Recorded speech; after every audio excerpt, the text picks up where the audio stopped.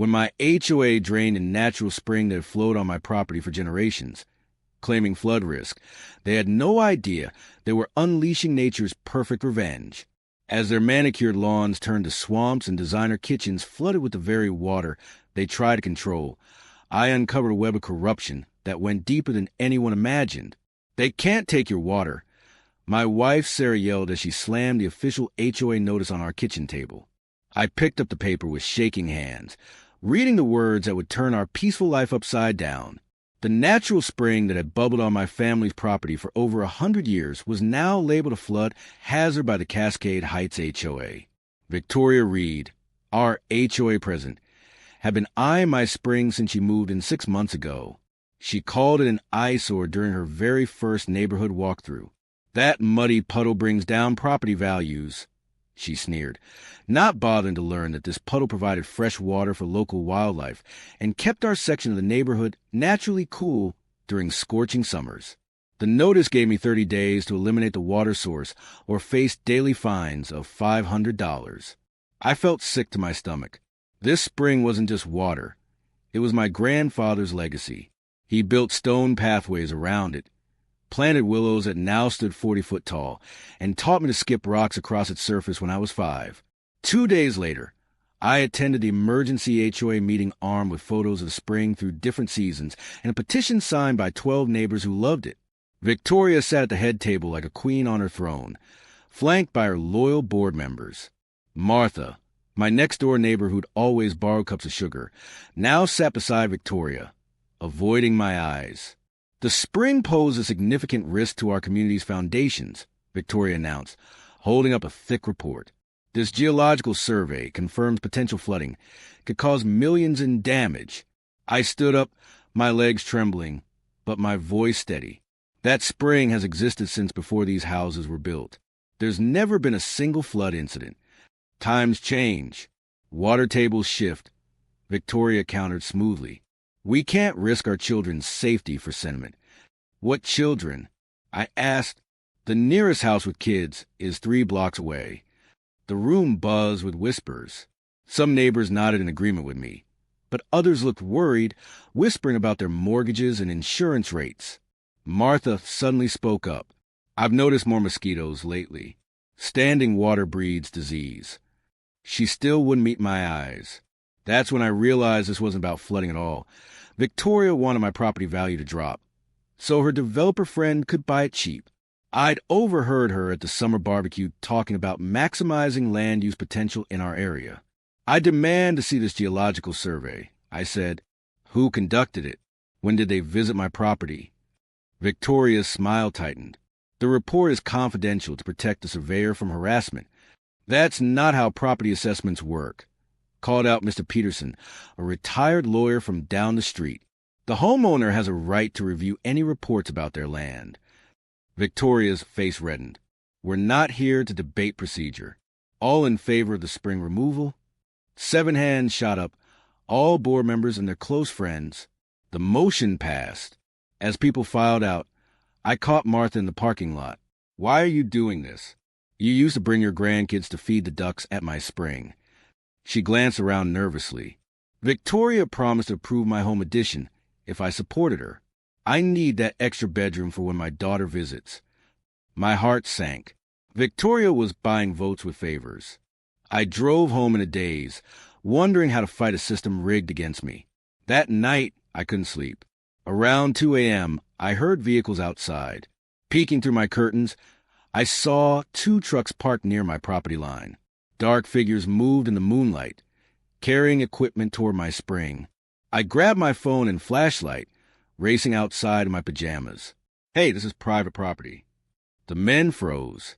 One stepped forward, Marcus, the HOA maintenance manager, just doing some preliminary measurements, as authorized by the board.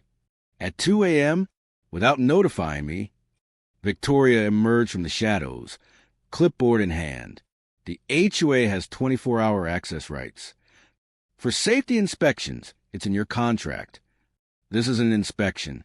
You're planning something." She smiled coldly.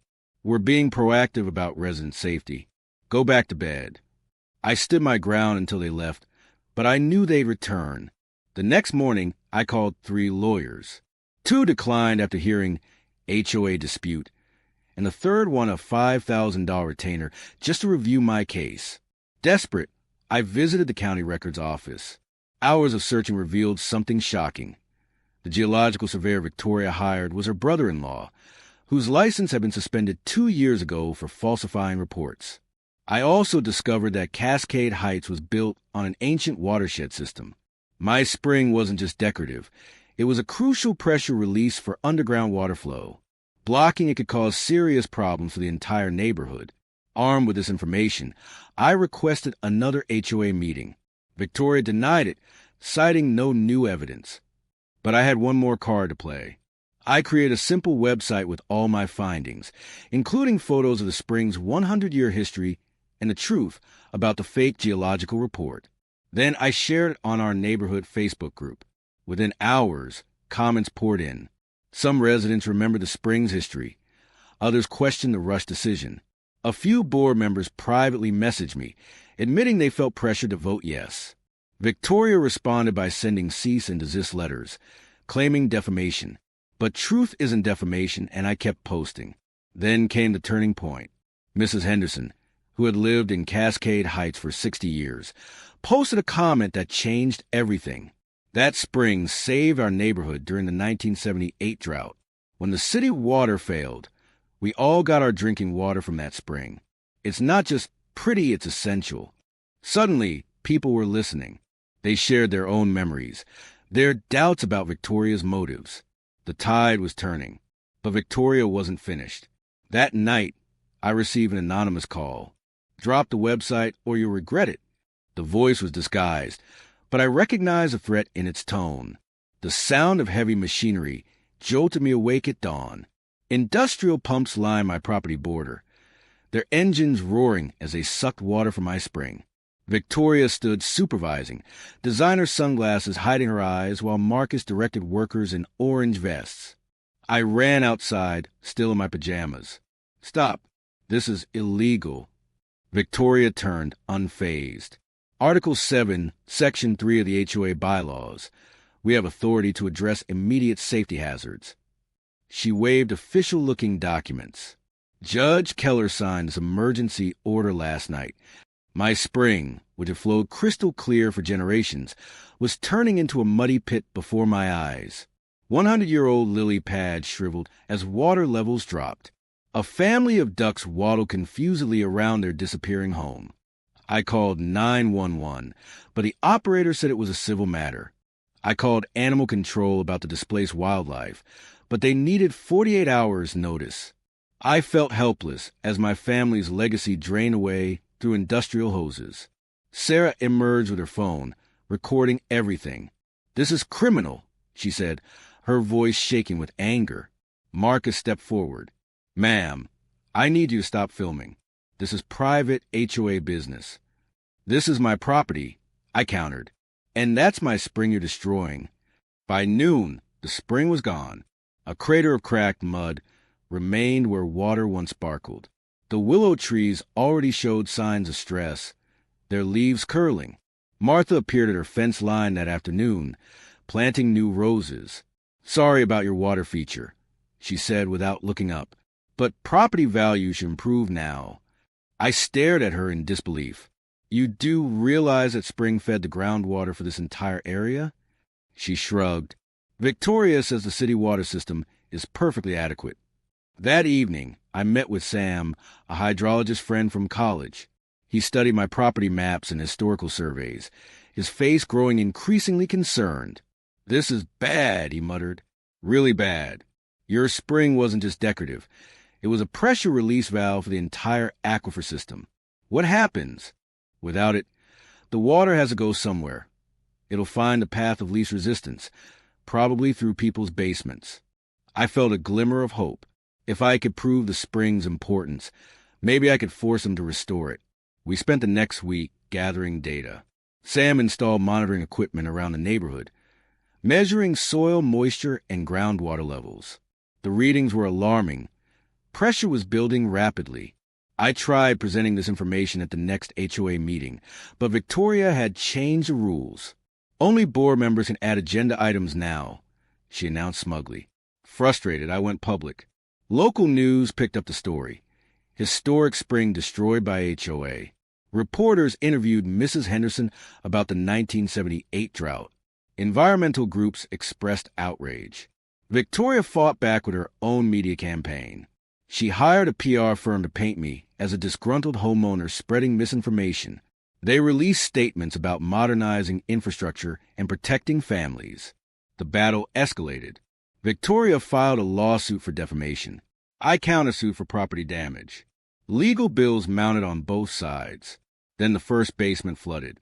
The Johnsons, who lived 6 houses down, woke up to 3 inches of water in their finished basement. Their insurance called it groundwater intrusion, not covered. 2 days later, the Garcias reported water seeping through their foundation. Then the Parkinsons. Then Martha. I watched from my window as Martha frantically bailed water from her basement, her prize roses drowning in the oversaturated soil. Part of me felt vindicated, but mostly I felt sad. This was preventable. Emergency HOA meetings became weekly events. Residents demanded answers. Victoria kept deflecting. These are isolated incidents, she insisted. Old pipes, poor drainage, nothing to do with the spring. But Sam's data told a different story. The aquifer, without its natural release valve, was forcing water up through any available crack. The entire water table was destabilizing. I shared Sam's findings on the neighborhood Facebook group. Comments exploded. My sump pump hasn't stopped running in days. There's a spring bubbling up in my backyard now. My foundation guy says this could cost $50,000 to fix. Property values plummeted. 3 houses went up for sale. The local news returned, this time with headlines like HOA's decision creates neighborhood nightmare. Victoria grew desperate. She tried to blame the city, the weather, global warming. Anything but her own decision. She even suggested I had sabotaged the neighborhood somehow. But the real bombshell came when Mr. Peterson, the retired lawyer, did some digging of his own. Follow the money, he told me over coffee. Victoria's brother-in-law didn't just do fake surveys. He owned a drainage company. We discovered that Victoria had awarded a $2 million contract to her brother-in-law's company to manage water issues in Cascade Heights. The same company that drained my spring was now being paid to fix the problems that drainage caused. I filed a complaint with the state attorney general. Investigators arrived within days. They subpoenaed HOA financial records, interviewed board members, and documented the growing water damage throughout the neighborhood. Victoria tried to resign quietly, but residents demanded a public meeting. The school auditorium was packed. Angry homeowners waived repair bills and insurance denials. When Victoria took the microphone, boos erupted. She tried to speak about unforeseen circumstances and acting in good faith, but nobody was buying it. Then I played my trump card.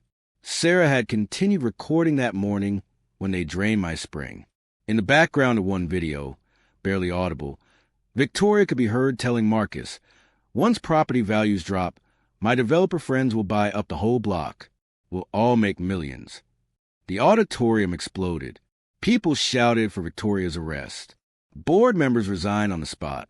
Martha publicly apologized, admitting Victoria had promised her special favors. State investigators took Victoria into custody that night. She faced charges of fraud, conspiracy, and misuse of HOA funds. Her brother-in-law's company went bankrupt. The developer scheme collapsed. But our problems were just beginning. The neighborhood was still flooding. Insurance companies had declared it a man-made disaster. Homeowners faced financial ruin. In the end, it took a federal disaster declaration to get help. Engineers worked for months to restore the natural water flow. My spring was rebuilt, but it would take years to fully recover. The cost? Over $10 million. Most came from Victoria's seized assets and the HOA's insurance. She got 15 years in prison. Martha now leads a reformed HOA focused on environmental preservation. She tends a memorial garden where my spring flows again, teaching children about the importance of working with nature, not against it. As for me, I learned that sometimes the best revenge isn't elaborate schemes. It's simply letting nature take its course. Water always finds its way, and so does justice. The knock at my door startled me awake. I blinked at my phone. 3:27 a.m. Who visits at this hour? Through the peephole, I saw my neighbor Bill, drenched and frantic. The water's everywhere. He panted as I opened the door. My basement flooded completely, 3 inches deep. I grabbed my jacket. Something wasn't right. Bill's house sat uphill from mine. Water shouldn't flow that direction. Unless... The next morning, I spent hours at the county records office, my fingers blackened from dusty file folders. The clerk raised an eyebrow as I requested more maps. But I needed answers. That's when I found it. A 1952 geological survey showing Cascade Heights sat on top of natural underground water channels. My spring wasn't just decoration. It was part of a complex system that kept water pressure stable for the entire neighborhood. By capping it, Victoria had turned our community into a pressure cooker ready to burst. At home, I called Sam, my hydrologist friend from college. "You're sitting on a water bomb," he confirmed after reviewing my findings. That spring acted like a safety valve. Block it, and the water finds other ways out, usually through foundations. I needed more proof. Using a borrowed ground-penetrating radar, I mapped water movement under our streets. The readings were terrifying. Water pressure had doubled in just 2 weeks. At this rate, half the neighborhood would be underwater by spring. The next HOA meeting was packed. Residents complained about damp basements and cracking foundations. Victoria sat at the head table, perfectly composed in her designer suit. "These are isolated incidents," she insisted, shuffling papers. "Our drainage expert assured us." "Your expert never even visited the site." I stood up, holding the geological survey. "This proves our spring was essential for water management." Martha jumped to her feet. "Victoria has increased our property values by 20%. Why should we trust you over our successful board president?" Murmurs of agreement rippled through the crowd. I realized Victoria had bought their loyalty with false promises. "Ask yourself why she rushed this project." I pressed on.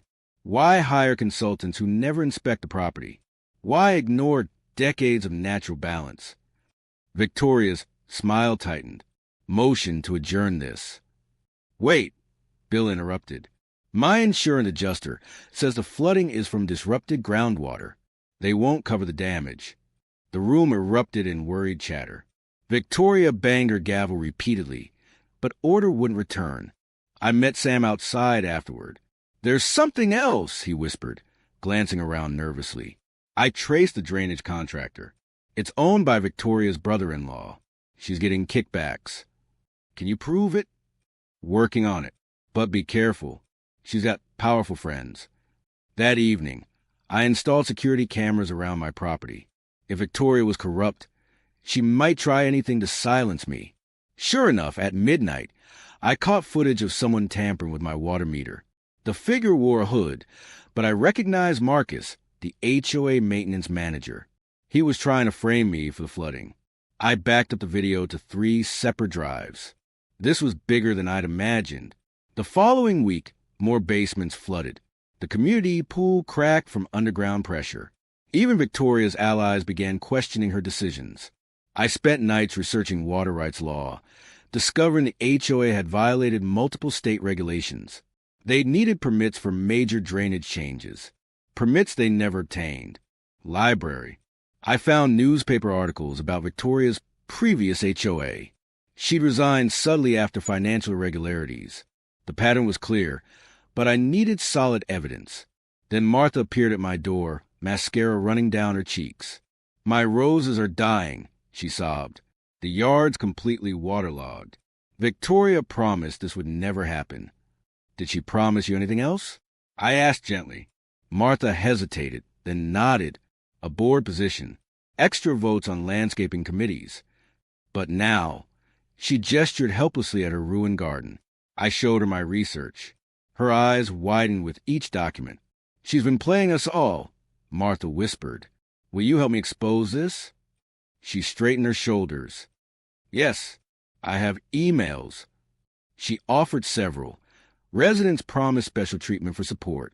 Together, we built our case. More neighbors came forward with stories of bribes and threats.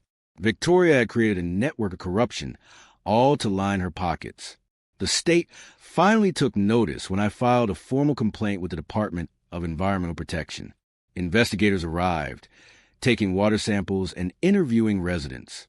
Victoria tried damage control, hosting wine and cheese gatherings where she spun tales of necessary improvements. But fewer people attended each time. Late one night, reviewing financial records Martha had smuggled from board meetings, I found the smoking gun. Payments to the drainage company matched exactly with unexplained deposits in Victoria's personal account. I had her cornered, but Victoria wasn't finished. The next morning, I found a cease and desist letter in my mailbox, threatening legal action for defamation. She declared war. I was ready. Water exploded through Victoria's kitchen floor during the emergency board meeting. The irony was perfect. She'd been mid-sentence, denying any connection between the spring drainage and neighborhood flooding. When her designer tiles buckled upward, everyone out, I shouted as water sprayed toward the ceiling. Board members scrambled for the exits, expensive shoes ruined in the sudden indoor lake. Victoria stood frozen, watching her granite countertops crack from the pressure. "This is impossible," she kept repeating. But I knew better. The underground aquifer had finally found its breaking point, right beneath the person responsible for disturbing it. Outside, residents gathered in shock clusters. Martha clutched her rescued meeting notes, now water-stained evidence. News vans arrived within minutes. Someone had tipped off Channel 7. Is it true the HOA president's house just flooded? A reporter thrust a microphone toward me. Before I could answer, Victoria burst out, hair disheveled, pointing accusingly. "This is sabotage. He did this." The camera swung between us. I remained calm. I've been warning about this for weeks. Nature doesn't follow HOA rules. That's when Harold, our treasurer, stepped forward. He'd been quiet throughout the controversy, but now his hands shook as he produced a folder. "I can't stay silent anymore," he announced. "These are the real financial records. Victoria's been skimming HOA funds." The crowd gasped. Victoria lunged for the documents, but Harold held firm. Camera flashes lit up the scene like lightning. "Show us page 7, I urged, remembering the suspicious payments I discovered. Harold flipped to the page, revealing transfers to VR Consulting, Victoria's shell company. The drainage contractor payments matched perfectly. "This is a setup." Victoria shrieked. The water continued gushing from her house, a natural metaphor for a crumbling empire. State investigators arrived by afternoon. They received my complaint, but hadn't acted until the public flooding incident. Now they swarmed the neighborhood, collecting evidence. I guided them to key locations, showing how the drainage system violated environmental codes. They took soil samples, measured water tables, and interviewed residents. Martha became our star witness. She promised me preferential treatment, she told investigators. Said my property value would double if I supported the spring removal. More neighbors came forward. Victoria had offered everyone something. Reduced fees, committee positions, expedited approvals. Her corruption ran deep. The insurance companies sent their own investigators with documented HOA negligence, denied all flooding claims. Residents faced financial ruin. "We trusted her," Bill said, surveying his destroyed basement. "Now we're losing everything." I organized a community meeting at the local school gym, Neutral Territory. Residents needed answers and solutions. "We can fix this," I explained, presenting restoration plans. "But first, we need to remove corrupt leadership and recover stolen funds." That night, security cameras caught Victoria loading boxes into her car. I called the sheriff immediately. They intercepted her at the county line, with HOA laptops and shredded documents. Her arrest made headlines. HOA president caught fleeing after flood scandal. The mugshot showed her designer outfit mud-splattered, hair wild, a far cry from her polished image. During interrogation, she cracked. The full scope emerged. Years of embezzlement across multiple HOAs. She targeted communities with valuable natural features, destroying them for profit. The trial moved quickly. I testified about discovering the geological surveys, the illegal drainage, the tampered water meter. Martha described the bribery attempts. Harold explained the financial fraud.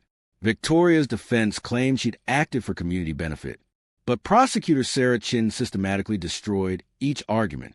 The security footage of her counting cash with contractors sealed her fate. Guilty on all counts, the judge declared. Victoria received 15 years for fraud, environmental violations, and conspiracy. Her assets were seized to fund neighborhood restoration. But legal victory couldn't immediately fix flooded homes. Engineers worked overtime designing systems to restore natural water flow. The spring needed careful reopening to prevent further damage. Insurance battles continued. Some residents sold their ruined properties at huge losses. Others formed a class action lawsuit against Victoria and her associates. Throughout it all, I documented everything. Local universities requested my research for case studies on environmental justice. The story went viral. David versus HOA Goliath. Martha surprised everyone by volunteering to lead the interim HOA board. I helped create this mess, she admitted. I want to help fix it. Together, we established new bylaws, requiring environmental impact studies and transparent finances. No more backroom deals or rush projects. Contractors worked through winter, installing proper drainage while preparing to restore the spring. The aquifer needed time to rebalance after months of disruption. By spring, cautious optimism spread through Cascade Heights. Properties dried out, foundations were repaired, and the community learned valuable lessons about blind trust. As water began flowing again from my restored spring, children gathered to watch. Their wonder reminded me why this fight mattered. Preserving natural beauty for future generations. Victoria's empire had crumbled like her waterlogged mansion. But from that destruction, our community emerged. Stronger, wiser, and more united than ever. Water dripped from the courtroom ceiling as I took my seat. Even the courthouse wasn't safe from what we'd unleashed. Victoria sat at the defendant's table, her designer suit wrinkled and hair disheveled. A far cry from the polished HOA president who'd ruled Cascade Heights with an iron fist. The state calls its next witness, announced the prosecutor. My neighbor Martha shuffled forward, clutching soggy documents. Mrs. Henderson, please tell the court what happened to your home after the spring was drained. The prosecutor began. Martha's voice trembled. 3 feet of water in my basement. My wedding photos, my children's baby albums, all destroyed. The mold grew so fast. She choked back tears. Victoria's lawyer jumped up. Objection. This is emotional manipulation. Your client manipulated an entire neighborhood. The judge replied coldly. Continue, Mrs. Henderson. I watched as Martha revealed how Victoria had promised her a board position in exchange for support. She said property values would skyrocket if we got rid of that spring. I trusted her. The prosecutor displayed bank records on a screen. These show monthly payments from Cascade Drainage Solutions to an offshore account belonging to Ms. Reed. Can you explain this, Ms. Reed? Victoria remained silent, but her face had gone pale. During the break, I overheard 2 jurors whispering. Can you believe she thought she'd get away with this? One muttered. The afternoon session brought more bombshells. The state's geological expert testified that Victoria had ignored 3 separate warnings about aquifer pressure. She was informed that removing the spring could destabilize the entire water table, he stated. Her response was, and I quote, I don't pay you for opinions. Victoria's brother-in-law, owner of Cascade Drainage Solutions, took a plea deal and testified against her. She approached me with a scheme, he admitted, said we'd split the profits, 60-40. The HOA would pay inflated prices, and I'd kick back the difference. The courtroom gasped when surveillance footage showed Victoria accepting a briefcase full of cash in a parking garage. As evidence mounted, Victoria's composure cracked. During cross-examination, she exploded. You're all jealous, she screamed. I made Cascade Heights prestigious. That spring was bringing down property values. I did what needed to be done. By destroying people's homes, I couldn't help calling out. The judge banged his gavel. Order. Victoria pointed at me. This is all your fault. If you just complied with HOA rules. Rules you created to line your pockets. The prosecutor interrupted smoothly. The forensic accountant testified next, revealing Victoria had embezzled over $800,000 in HOA funds. She disguised the payments as emergency maintenance and flood prevention measures, he explained, showing charts that made the jury gasp. When court adjourned, reporters swarmed outside. How does it feel to see justice served? One asked me. This isn't about revenge. I replied carefully. It's about accountability. Our community trusted her, and she betrayed that trust. That evening, emergency crews worked overtime as another basement flooded. The local news ran our story alongside footage of waterlogged homes. HOA president's greed creates environmental disaster, the headline read. My phone buzzed with messages from residents. Some thanked me for exposing the truth. Others blamed me for their ruined homes. The community was divided, but at least now they knew the truth. Victoria's defense crumbled the next day when emails surfaced, showing she planned to scheme months before anyone complained about my spring. Target the water feature first. She'd written to her brother-in-law, create a problem, then offer our solution. The jury deliberated for only 3 hours. Guilty on all counts, the foreman announced. Victoria slumped in her chair as the judge detailed her crimes. Fraud, embezzlement, environmental destruction, racketeering. Ms. Reed, you abuse your position of trust for personal gain, causing immeasurable damage to your community, the judge declared. I sentence you to 15 years in federal prison and order full restitution to the victims. As bailiffs led Victoria away, she turned to me one last time. I hope you're happy, she spat. I'm not happy, I replied honestly, but I am relieved the truth came out. Outside, news vans lined the street. Cascade Heights faced a long recovery. Insurance companies had denied most claims, citing the man-made nature of the disaster. Many families faced financial ruin. Marcus, the former maintenance manager who'd helped drain my spring, approached me nervously. I'm sorry, he said. Victoria threatened to fire me if I didn't help. My kid needs medical care, and I couldn't lose my insurance. I understood his position, even if I couldn't fully forgive his actions. What matters now is helping our community heal, I told him. That night, I stood at my kitchen window, watching emergency pumps work overtime in my neighbors' yards. The spring's absence had created a chain reaction none of us could have predicted. Property values had plummeted 40% overnight. Several families had already moved out, unable to afford repairs. My phone rang. It was Sam, my hydrologist friend. I've been analyzing the water table data, he said urgently. We need to restore that spring soon, or the damage will become permanent. How soon? I asked. Within 6 months. Or the aquifer could collapse. Entirely. That would affect not just Cascade Heights, but 3 surrounding neighborhoods. The weight of responsibility settled on my shoulders. Victoria's greed had created this mess, but now it fell to us to fix it. As rain began to fall, I watched water pool in yards that had once been perfectly manicured. Nature was reclaiming what we tried to control, and the price was higher than anyone had imagined. 6 months later, I stood knee-deep in mud, directing the restoration crew. Careful with that pipe. I called out as workers maneuvered equipment around the spring site. The morning air bustled with activity. Excavators, engineers, and volunteers all working together to undo Victoria's damage. Martha approached wearing rubber boots and carrying coffee. I never thought I'd say this, but I miss your spring, she admitted, handing me a cup. Her transformation from Victoria supporter to environmental advocate had surprised everyone, including herself. The aquifer readings are looking better, Sam announced, checking his tablet. Pressure's stabilizing, but we're not out of danger yet. The restoration wasn't just about bringing back my spring. It was about saving our entire community.